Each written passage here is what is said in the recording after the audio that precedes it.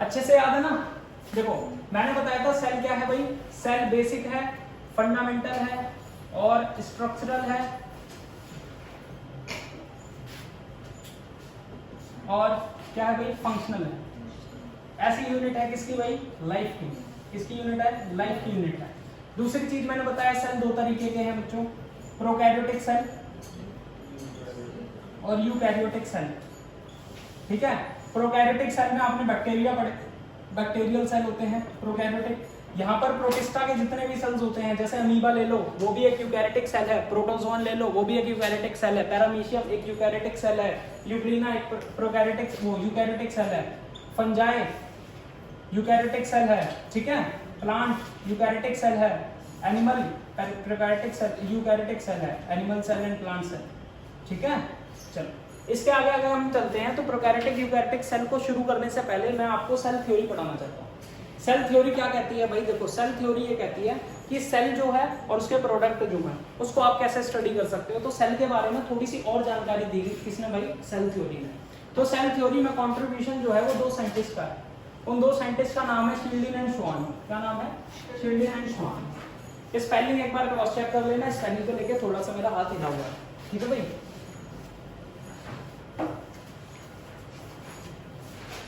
शील्डिन उन्होंने 1838 में, वो एक थे भाई German botanist.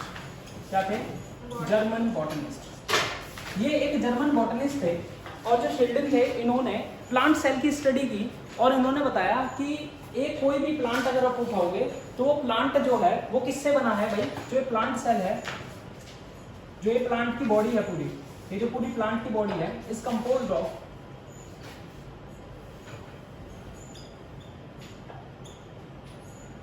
Tiny cells which is called plant cell. इन्होंने बोला कि प्लांट की पूरी बॉडी जो है वो किससे बनी है, प्लांट सेल से बनी है। मतलब छोटी यूनिट क्या है, सेल।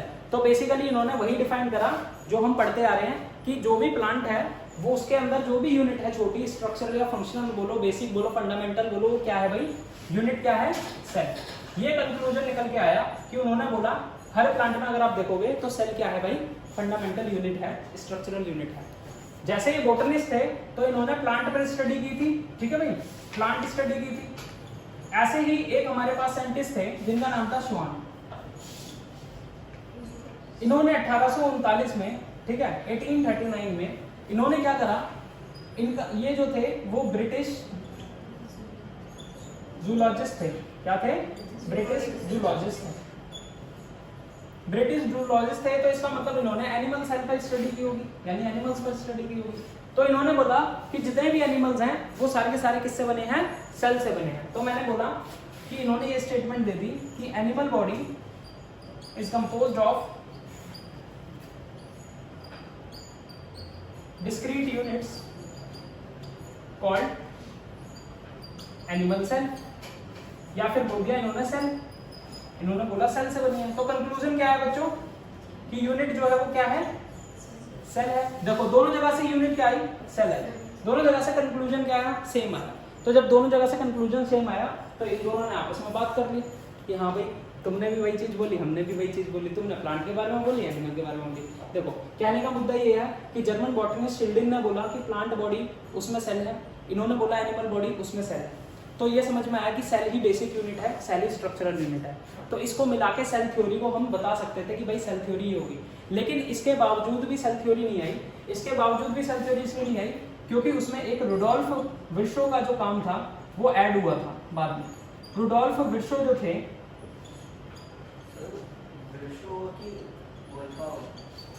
विर्शो बोलते हैं, क्या बोलते हैं, विर्शो।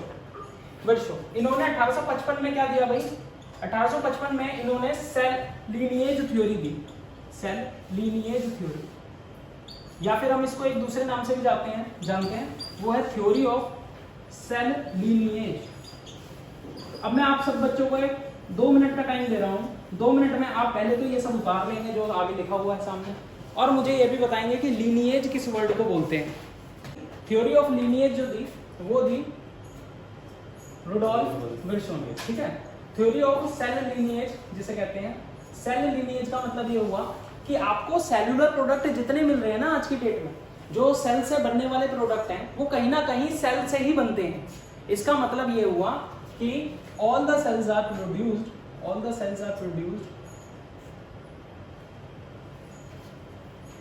From their pre existing one.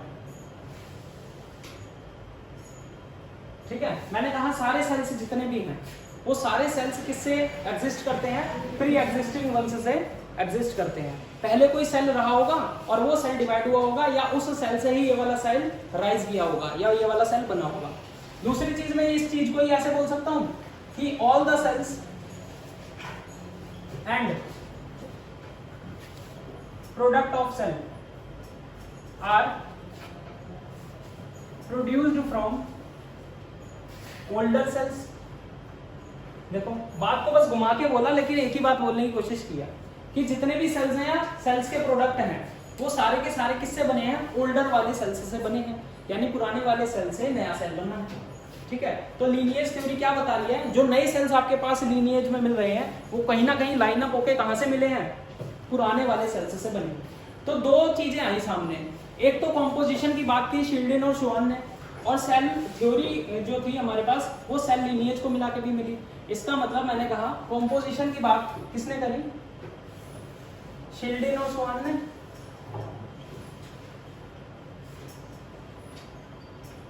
इन्होंने एनिमल के बारे में की और इन्होंने प्लांट के बारे में की। ठीक है, और यहाँ पे लीनिएज थ्योरी जो थी वो किसने दी भाई, विर्शो ने दी, है ना। तो इन दोनों के कंटेंट को मिला के, इन तीनों के कंटेंट को मिला के, इनकी थ्योरी और इनकी थ्योरी को मिला के, दोनों की थ्योरी को मिला के एक थ्योरी बनाई गई जिसका नाम दिया गया सेल थ्योरी। क्या नाम दिया भाई, सेल थ्योरी। ठीक है, सेल थ्योरी जो थी वो फॉर्मुलेट हुई और उस सेल थ्योरी में नोबेल प्राइज जो मिला वो इन तीनों को मिला। किस किस को भाई, नोबेल प्राइज मिला इन तीनों को, जिनका नाम था शील्डेन, ठीक है, शोहन और विर्शो। तीनों को नोबेल प्राइज मिला बाद में सेल थ्योरी के लिए। ठीक है, तीनों।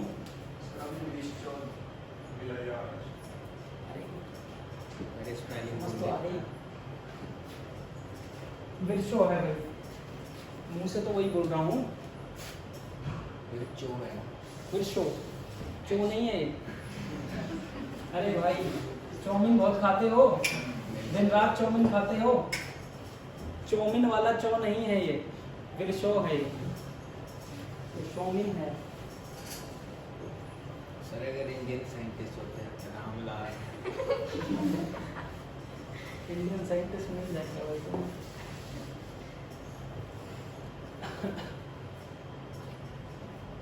सेल थ्योरी फॉर्मुलेट हुई, तो मैंने बोला सेल थ्योरी के कुछ पोस्टुलेट्स थे। ठीक है, सेल थ्योरी के कुछ पोस्टुलेट्स थे और वो पोस्टुलेट्स आपको याद रखने हैं। वो कुछ इस तरीके से थे। सबसे पहले मैं जो एनसीईआरटी में लिखे हुए हैं वो पोस्टुलेट लिख देता हूं। एनसीईआरटी में लिख देता हूं, all living organisms are composed of cells and product of cell। ये बात है, ये पहली पॉइंट है जो आपकी एनसीईआरटी में दे रखा है सेम टू सेम। दूसरी चीज दे रखी है, ऑल लिविंग ऑर्गेनिजम्स और सेल प्रोड्यूस्ड फ्रॉम या फिर जनरेटेड फ्रॉम या formed from pre existing one.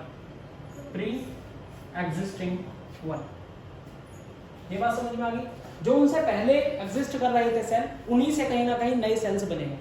तो मैं ये बोल सकता हूं ऑल लिविंग ऑर्गेनिज्म या सेल की जगह ऑल, या फिर मैं बोल सकता हूं न्यू सेल्स और product of cell are formed from pre existing ones. बात समझ में आई? इन दोनों बातों का एक ही मतलब है और आपकी एनसीईआरटी में ये दोनों बातें लिखी हुई। ठीक है, क्लियर है? तो अब मैं तीसरा पोस्टुलेट बताता हूं। तीसरा पोस्टुलेट क्या कहता है, वो कहता है all the essential function of metabolism are performed within the cell. Cell के अंदर परफॉर्म होते हैं और जो सर्वाइवल के लिए जरूरी है। ठीक है। चौथी चीज इन्होंने बोली, all cells are basically alike. Alike मतलब एक दूसरे से अलग अलग है स्ट्रक्चर में और फंक्शन में। ठीक है। तो मैंने बोला all cells are basically alike in their structure and function.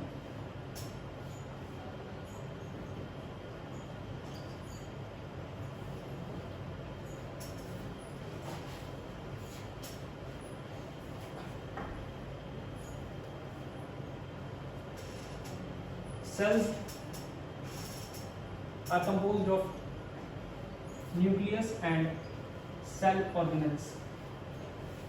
इसके अंदर सेल ऑर्गेनल्स हैं और न्यूक्लियस। ठीक है। ये बात हो गई सेल थ्योरी की। ठीक है।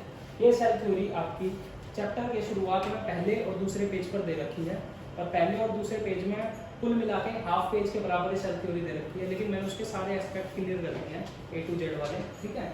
जैसे भी पढ़ना हो पढ़ लेना। उसमें एक चीज लिखी हुई है, एक चीज ध्यान देना, उसमें रुडोल्फ विर्ट्सो की स्टेटमेंट लिखी है कि रुडोल्फ विर्ट्सो ने ना एक चीज बोली थी, वो ऐसा का ऐसा पूछ लिया जाता है कि उन्होंने बोला था ओमिनिस सेल्यूला ई सेल्यूला। ठीक है। तो इसका क्या मतलब है, व्हाट डज इट मीन? तो इन्होंने इसका मतलब बताया था कि ओमिनस सेल्यूला ई सेल्यूला का मतलब है कि जितने भी नए सेल्स हैं, प्रोडक्ट ऑफ सेल्स हैं, वो प्री एग्जिस्टिंग वन से क्या करते हैं, एग्जिस्ट करते हैं। मतलब कुछ यूनिवर्सिटी पुराने सेल से ही बने हैं। ठीक है। या पुराने सेल्स के लीनिएज हैं, इसका मतलब यही है। ठीक है। ओमिनस सेल्यूला ई सेल्यूला, बस। कि सेल जो है वो ओपन डायनामिक सिस्टम है। इसका मतलब डायनामिक का मतलब होता है जिसमें कुछ ना कुछ प्रोसेस चलती रहे, वो स्टैटिक कंडीशन में ना हो। तो कुछ ना कुछ स्टैटिक कंडीशन नहीं है, यानी डायनामिक सिस्टम है। इसका मतलब इसके अंदर क्या है भाई, मेटाबॉलिक रिएक्शंस हैं जो हो रही हैं, है ना, मेटाबॉलिक रिएक्शंस है। ओपन का मतलब है कि ये अलाउ करे entry and exit of material, entry and exit of material. मुझे ये समझ में आता है कि अगर मैं सेल को एक ओपन डायनामिक सिस्टम सपोज करूं, तो मैं ये कहना चाहता हूं कि वो ओपन है, इसका मतलब वो एंट्री और एग्जिट ऑफ सर्टेन वेस्ट, ठीक है, जो भी वेस्ट मटेरियल है उसकी एग्जिट को, जो भी फूड मटेरियल है उसकी एंट्री को, जो भी वाटर कंटेंट है उसकी एंट्री को, ठीक है, जो भी न्यूट्रिएंट्स हैं उनकी एंट्री को या एग्जिट को या सॉल्ट को या आयंस को क्या करे, अलाउ करे। इनकी एग्जिट और एंट्री को अलाउ करे तो वो ओपन सिस्टम है। और डायनेमिक का मतलब है उसमें क्या हो रहा है भाई, कॉन्टिन्यूसली कोई ना कोई मेटाबॉलिक रिएक्शन अगर हो रही है। तो सेल्स जो है वो कैसा है, ओपन डायनेमिक सिस्टम है, जिसको मैं कंसिडर कर रहा हूँ, जिसमें रेगुलेशन है, यानी मैं बोल देता हूँ regulation of entry and exit of essential materials like waste, like food, water, nutrients, ठीक है, oxygen, salt, ions across the membrane to survive growth and division. ठीक है, उसको अपनी डिवीजन के लिए, ग्रोथ के लिए, सर्वाइव के लिए अपनी प्लाज्मा मेम्ब्रेन के अक्रॉस कुछ चीजों की एंट्री और एग्जिट देनी पड़ती है। और वो एसेंशियल चीजें ऑक्सीजन से लेके उसका वेस्ट मटेरियल तक हो सकता है, क्योंकि अगर वेस्ट मटेरियल एक्यूमुलेट हो गया सेल के अंदर तो टॉक्सिसिटी क्रिएट करेगा, और टॉक्सिसिटी रिजल्ट करेगी पूरे के पूरे सेल रप्चर में, उस सेल को पॉइजनस बना के सेल को खत्म कर देगी। तो मैंने बोला इस फूड को बाहर निकालना भी जरूरी है। ठीक है, इस फूड को डाइजेस्ट होने के बाद, वेस्ट बनने के बाद बाहर निकालना भी जरूरी है। वाटर की कंसंट्रेशन को बैलेंस करना भी जरूरी है, ऑस्मो रेगुलेशन कहते हैं जिसको। वाटर बैलेंस को हम क्या बोलते हैं बच्चों, ऑस्मो रेगुलेशन। ठीक है, ऑस्मो रेगुलेशन। वाटर का बैलेंस करना भी जरूरी है, साथ के साथ सॉल्ट, आयन, इनकी कंसेंट्रेशन को भी रेगुलेट करना उतना ही जरूरी है, ठीक है। तो प्लाज्मा मेम्ब्रेन इनकी एंट्री और एग्जिट को कंट्रोल करती है ताकि सेल सर्वाइव कर सके, ग्रोथ कर सके और अपनी डिवीजन शो कर सके। तो ये चीज है सेल के बारे में कि cell is an open dynamic system. अब मेरे को बताओ, cell is the basic fundamental structural unit of life के अलावा आप सेल के बारे में ये सब चीजें लिख सकते हो कि नहीं लिख सकते हो? सेल थ्योरी से पोस्टुलेट उठा के लिख सकते हो आप, cell is an open dynamic system के बारे में लिख सकते हो आप, cell is the basic unit लिख सकते हो, स्ट्रक्चरल लिख सकते हो, फंक्शनल लिख सकते हो। सबसे बड़ी बात, आप अगर ये लिख रहे हो कि बेसिक है, फंडामेंटल है, फंक्शनल है, स्ट्रक्चरल है, तो आप लिख सकते हो क्यों है। पहले आपको ये भी नहीं पता था कि क्यों है, शायद स्ट्रक्चरल के बारे में पता हो, फंक्शनल के बारे में ना पता हो, बेसिक के बारे में ना। क्लियर है? ठीक है भाई, तो समझ में आ गई भाई बात।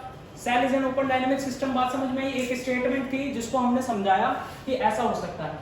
फिर उसके बाद इन्होंने ये बोला कि अगर मैं सेल के कंपार्टमेंटाइजेशन की बात करूं, कंपार्टमेंटलाइजेशन, अगर मैं इसमें कंपार्टमेंट्स बनाना चाहूं तो मैं कहता हूं इसके अंदर एक मेम्ब्रेन होती है, ठीक है। मेम्ब्रेन का मतलब मैंने बोल दिया कि इसको कवर करने वाली एक चीज है, जैसे प्लाज्मा मेम्ब्रेन मिल जाएगी या सेल वॉल मिल जाएगी, ठीक है। ऐसे हमें मेम्ब्रेन्स मिल जाएंगे।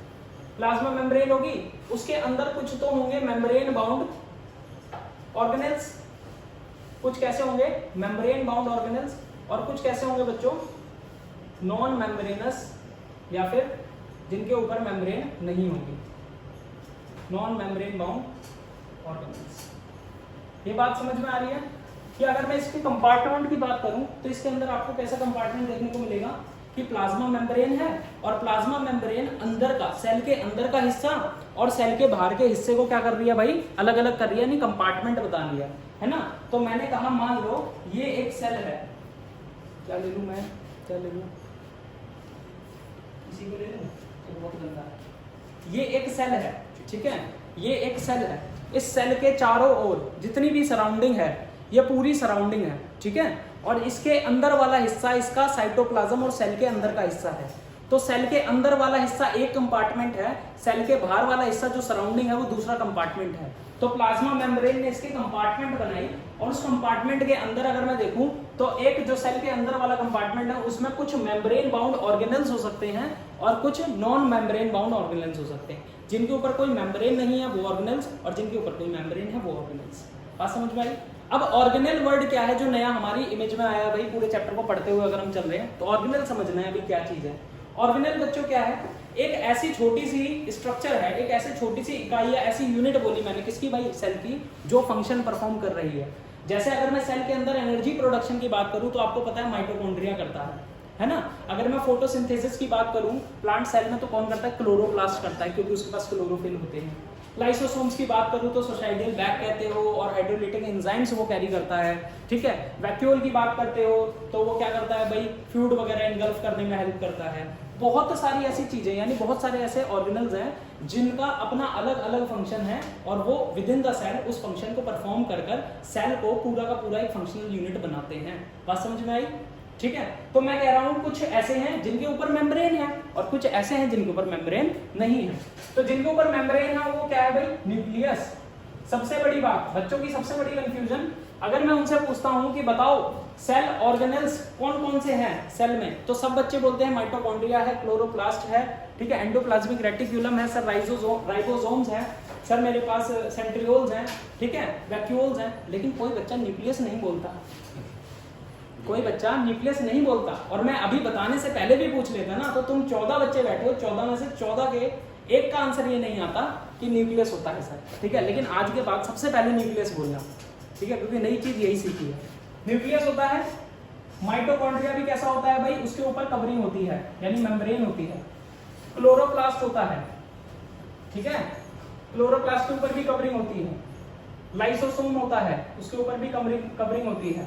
एंडोप्लाज्मिक रेटिकुलम होता है, उसके ऊपर भी कवरिंग होती है, ठीक है। कुछ मैंने लिख दी है, वैक्यूल्स भी होता है जिनके ऊपर कवरिंग होती है, ठीक है। बहुत सारे और भी होते हैं छोटे छोटे, मैं मेन की बात कर रहा हूँ अभी। नॉन मेम्ब्रेन में आप लिख लो राइबोसोम होते हैं, ठीक है, आप लिख लो सेंट्रियोल होते हैं। किसका क्या काम है, क्या करते हैं, ये सारी चीजें हम डिटेल में करेंगे, एक एक ऑर्गेनल को पढ़ेंगे जब। क्लियर है?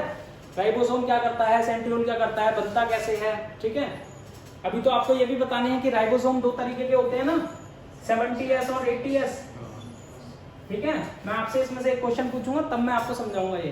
ठीक है, अभी बताएंगे ना, यही चीज तो मैंने कहा 70S और 80S बताऊंगा जब राइबोसोम पढ़ाऊंगा। अब बताओ बोर्ड पे जितनी चीजें लिखी हैं सारी समझ में आ रही हैं, है ना?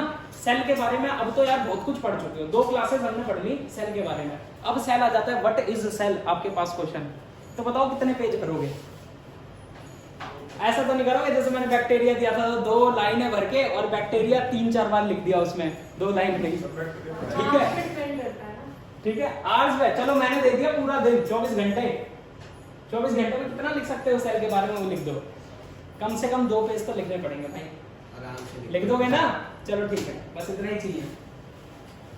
बेटा तुम लिख रहे हो, लिखो फटाफट, जल्दी लिखो। अगर मैं प्रोकैरियोटिक यूकैरियोटिक सेल की प्रॉपर्टीज की बात करूं तो सबसे पहले ये बताओ कि मुझे किस बेसिस पर मैंने प्रोकैरियोटिक और यूकैरियोटिक सेल को डिवाइड किया है। मेन पर्पस, मेन बेसिस क्या है? न्यूक्लियर मेम्ब्रेन या न्यूक्लियस के बेसिस पे। जहां पर वेल डेवलप्ड न्यूक्लियस है उसको मैंने यूकैरियोटिक सेल बोला, जहां पर वेल डेवलप्ड न्यूक्लियस नहीं है उसको मैंने प्रोकैरियोटिक सेल बोला। और जो प्रोकैरियोटिक सेल है यहाँ पर मैंने क्या कहा भाई, नो वेल डेवलप्ड न्यूक्लियस, ये चीज मैं आपको लिखवा चुका हूँ। ठीक है, यहाँ पर कोई वेल डेवलप्ड न्यूक्लियस नहीं होगा। ठीक है, पूरा डीएनए मटेरियल साइटोप्लाज्म में बिखरा होगा जिसको न्यूक्लियोइड बोलेंगे। क्लियर है? अब देखो यहाँ पर मैं इसके किसकी बात कर रहा हूँ भाई, सेल एनवेलप की बात कर रहा हूँ।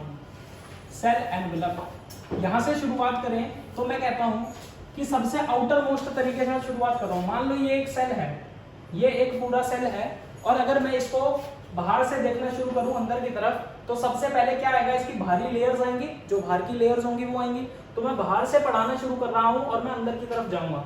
जैसे मैंने सेल एनवेलप पढ़ाया, फिर उसके बाद मैं साइटोप्लाज्म पढ़ा दूंगा, फिर उसके बाद उसका न्यूक्लियस पढ़ा दूंगा, न्यूक्लियस इन द सेंस कि उसका डीएनए जेनेटिक मटेरियल पढ़ा दूंगा, फिर उसके कुछ कुछ जो भी हैं ऑर्गेनल्स जो भी थे वो पढ़ा दूंगा, जैसे राइबोसोम्स वगैरह हैं वो।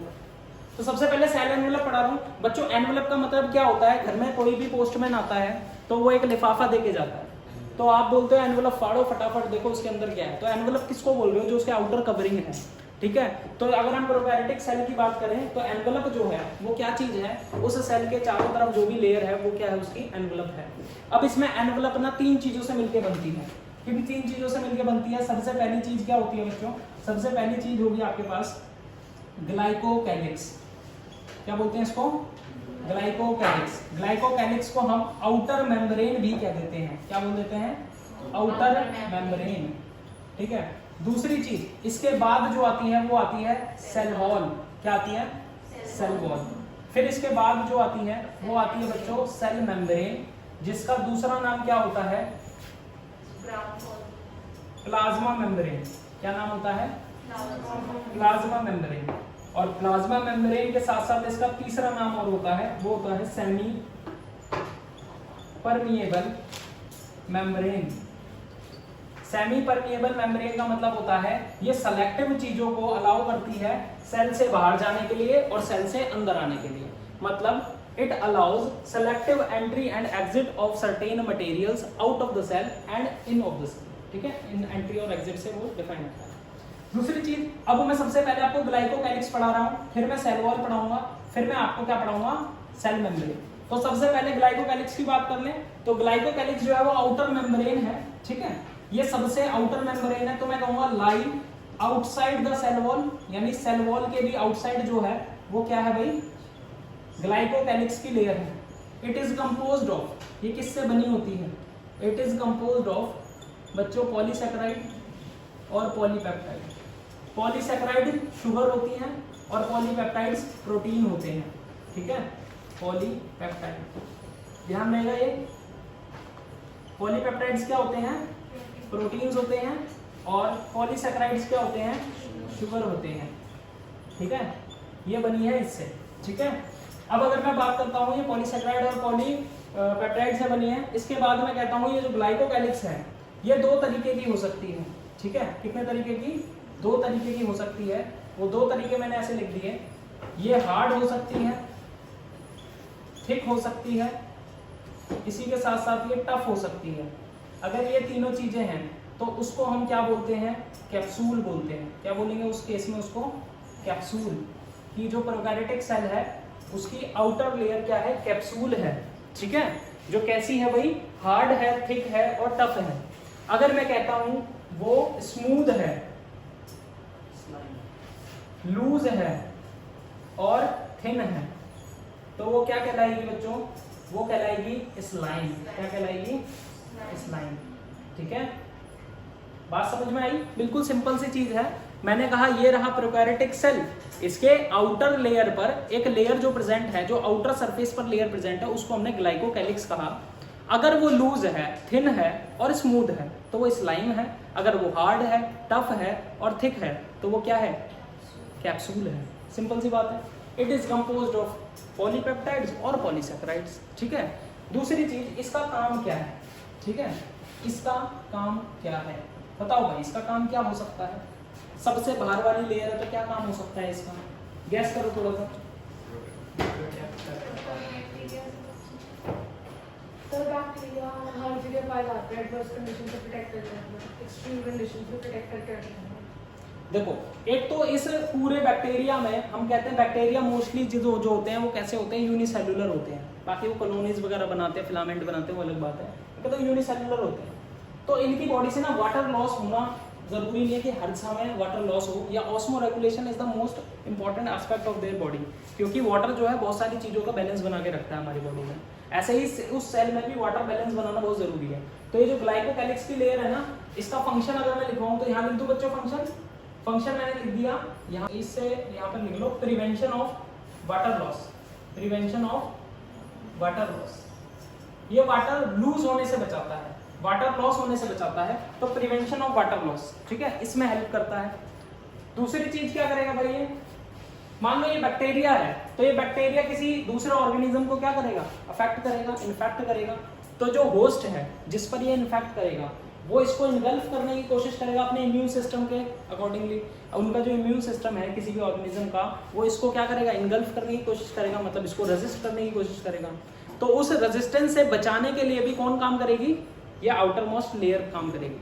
तो मैं बोलता हूँ ये प्रिवेंशन का काम करती है, और ये प्रिवेंशन दो तरीके से देती है, एक तो वाटर लॉस से और prevention from host immunity. Host cell जो है उसकी इम्यूनिटी से भी इसे बचाने की कोशिश करती है। तो प्रिवेंशन का काम है किसका भाई, ग्लाइकोकैलिक्स का। देखो भाई समझ में आ गई बात। तो सेल एनवेलप का एक हिस्सा कंप्लीट। मैं कहता हूं प्रोटीन जो होते हैं, जो प्रोटीन होते हैं वो किससे मिलके बने होते हैं, अमीनो एसिड से। मतलब प्रोटीन जो है वो छोटी छोटी यूनिट से मिलके बने हैं, और वो छोटी छोटी यूनिट जो है वो क्या कहलाती हैं बच्चों, अमीनो एसिड्स कहलाती हैं, ठीक है। अगर मैं ऐसे लिख दूं, ये एक अमीनो एसिड है, इसको मैंने एक दूसरे अमीनो एसिड से जोड़ दिया, इसको मैंने तीसरे अमीनो एसिड से जोड़ दिया, और इसको मैंने एक चौथे अमीनो एसिड से जोड़ दिया, ठीक है। ये अमीनो एसिड 1, 2, 3 और 4 बन गया। तो अमीनो एसिड्स जितने भी जुड़े आपस में, ये सारे अमीनो एसिड जुड़ के क्या बना रहे हैं, एक पॉलीपेप्टाइड बना रहे हैं। क्या बना रहे हैं, पॉलीपेप्टाइड। ये क्या है पॉलीपेप्टाइड, देखो इस बॉन्ड को हम कहते हैं पेप्टाइड बॉन्ड। क्या कहते हैं, पेप्टाइड बॉन्ड। तो यहाँ पर मुझे ऐसे बहुत सारे पेप्टाइड बॉन्ड दिख रहे हैं, देखो 1, 2, 3 ऐसे ही फर्दर जुड़ते जाएंगे तो बहुत सारे हो जाएंगे। जब बहुत सारे पेप्टाइड बॉन्ड ऐसे आपस में जुड़ते जाएंगे तो इसका मतलब ये बहुत सारे अमीनो एसिड्स आपस में जुड़ते जा रहे हैं, और ये पूरी जो चेन बनी उस चेन को मैंने क्या बोला, पॉलीपेप्टाइड बोला। तो पॉलीपेप्टाइड बोलो या प्रोटीन बोलो, बात तो एक ही है, लेकिन इसकी यूनिट क्या हो जाएगी, यूनिट बच्चों अमीनो एसिड्स हो जाएगी। क्या हो जाएगी यूनिट, अमीनो एसिड्स। समझ में आई। अगर मैं कहता हूँ अमीनो एसिड से कोई चीज बनी है तो इसका मतलब उसका नेचर कैसा है, प्रोटीनेशियस है। क्लियर है। अगर मैं कहता हूँ प्रोटीन से बनी है तो इसका मतलब वो कैसी है भाई, प्रोटीनेशियस नेचर की है और अमीनो एसिड से बनी होगी कहीं ना कहीं। बात समझ में आई, सिंपल सी है। तो मैंने बोला पेप्टिडोग्लाइकन्स का मतलब है अमीनो एसिड से बनी है, और किससे बनी है भाई, शुगर से बनी है। किससे बनी है, शुगर, ठीक है। अब यहाँ पर शुगर जो होती है ना, कुछ मॉडिफाइड शुगर्स होती हैं, कुछ स्पेशली मॉडिफाइड शुगर्स यहाँ पर प्रेजेंट होती हैं, और वो मॉडिफाइड शुगर आपसे पूछ ली जाती है। आपसे यही पूछा जाता है जो सेल वॉल होती है प्रोकैरियोटिक सेल की, बैक्टीरियल सेल की, उसमें शुगर कौन सी प्रेजेंट होती है। वो शुगर जो होती है बच्चों वो होती है नैग और NAM, NAG and NAM sugar. कौन सी होती है, नैग एंड नैम, ठीक है। अभी बताते हैं, नैग और नैम शुगर होती है। अच्छा, सेल वॉल और कहाँ प्रेजेंट होती है, जरा सा थोड़ा सा दिमाग पे स्ट्रेन डालो, थोड़ा सा कोशिश करो। प्लांट सेल में होती है, लेकिन प्लांट सेल में कौन सी शुगर होती है? सेल्यूलोज होती है। सेल्यूलोज भी तो एक शुगर है। सेल वॉल उसकी किसकी कंपोज्ड है? सेल्यूलोज की। तो वहां पर कौन सी सेल वॉल, उसकी सेल वॉल में कौन सा शुगर है? सेल्यूलोज। अच्छा, फंजाई में भी सेल वॉल होती है, चैप्टर नंबर 2 याद करो, है ना? वहां पर सेल वॉल किसकी बनी होती है? काइटिन की। तो वो भी एक शुगर है। लेकिन बैक्टीरियल सेल की सेल वॉल कैसे डिफरेंट है उन दोनों से? इसके अंदर नैग एंड नैम है, मॉडिफाइड शुगर्स हैं। कुछ मॉडिफाइड शुगर्स जिनका नाम क्या है? नैग और नैम। अब इनकी फुल फॉर्म और लिख लो, नैग और नैम की। नैग और नैम की फुल फॉर्म लिखो। नैग का मतलब है एन एसिटाइल ग्लूटामीन और नैम का है एन एसिटाइल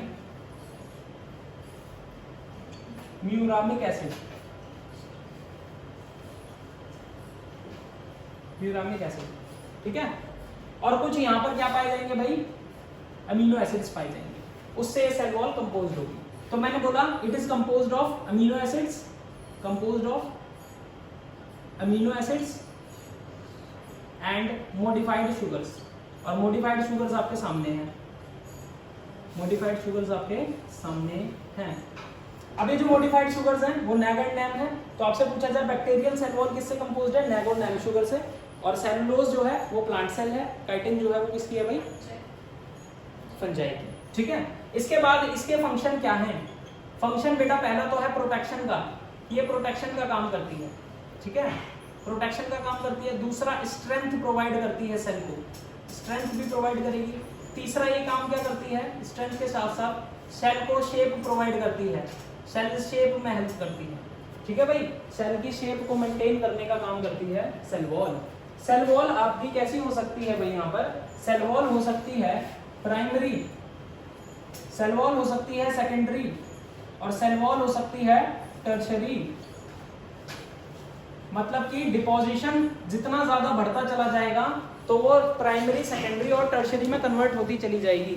बात समझ में आई? सेल वॉल अगर अंदर की साइड देखो, ये रही एक आउटर मोस्ट लेयर सेल के अंदर, फिर उसके बाद आ गई सेल वॉल की लेयर। अगर ये सेल वॉल की लेयर और ज्यादा थिक होती जा रही है, सेल वॉल की लेयर और ज्यादा थिक होती जा रही है, तो पहले प्राइमरी थी और थिक हुई, सेकेंडरी हो गई और थिक हुई, टर्शरी हो गई।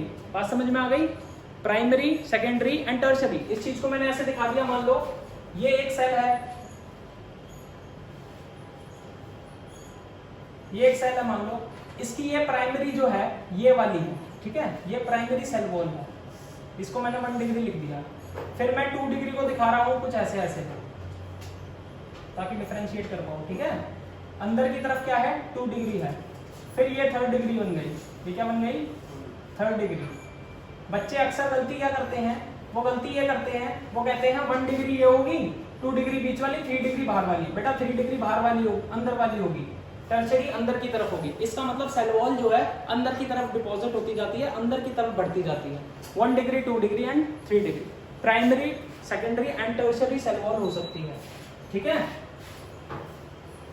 चलो भाई, सेल वॉल का भी खेल खत्म, ठीक है।